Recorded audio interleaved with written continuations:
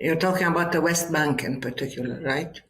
Because we're sitting here in our own prisons, in our own separate prison cells, because as you know, the West Bank is under siege, again, with no freedom of movement whatsoever, whether internally or externally. And every single town, city, village is surrounded by checkpoints. We have over 700 checkpoints now in the West Bank.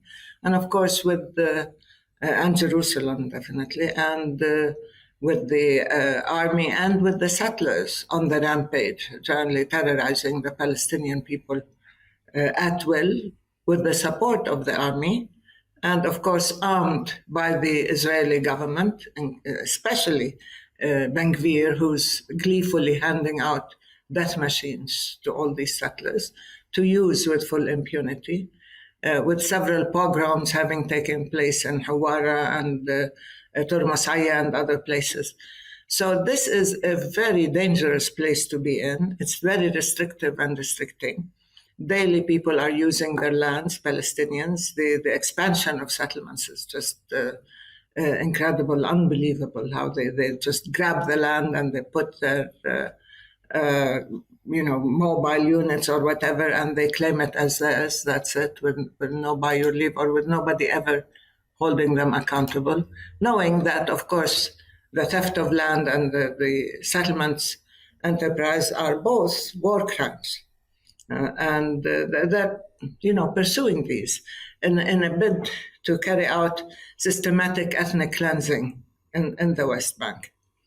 And there are several areas and population centers, so-called, in the West Bank that have been completely evacuated because of these attacks, and people are terrified without any protection.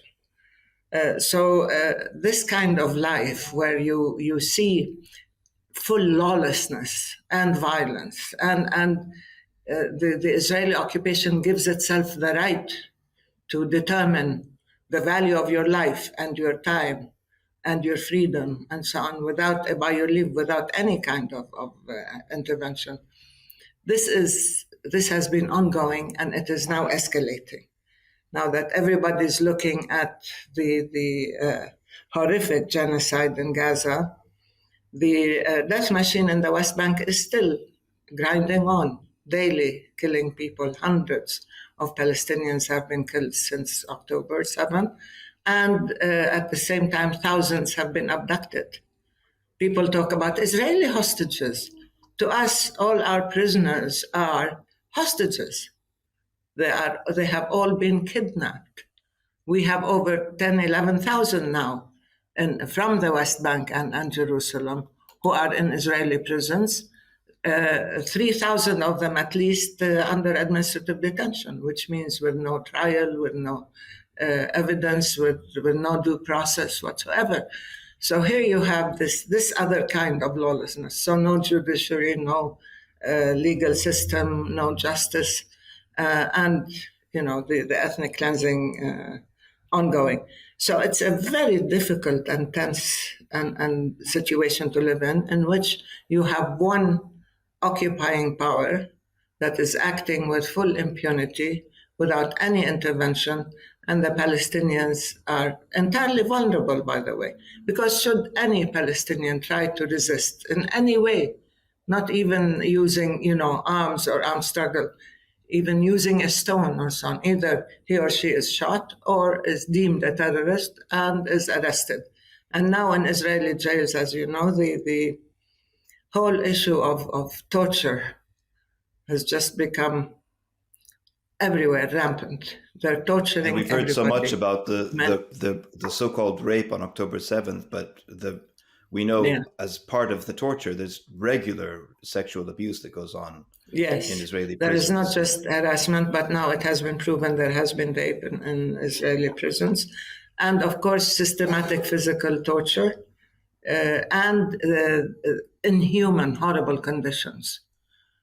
Without any clothes, sleeping on the floor, overcrowded conditions, with not enough food or water or hygiene and so on. So it's a systematic way of degrading people, inflicting pain, dehumanizing them not only in their own minds, but also in the way in which they treat them. And this continues. And not to mention, I'm talking about 10, 11,000 from the West Bank and Jerusalem, but there are thousands that nobody knows of that keep getting detained from Gaza. They just pick them up, as you've seen footage of them being stripped, being treated like animals. You heard the story of the doctor who was tied up and placed on a leash and was supposed to walk on all fours and to eat from a plate and so on, while being beaten all the time in front of the way they want to break the spirit of people, not just the body.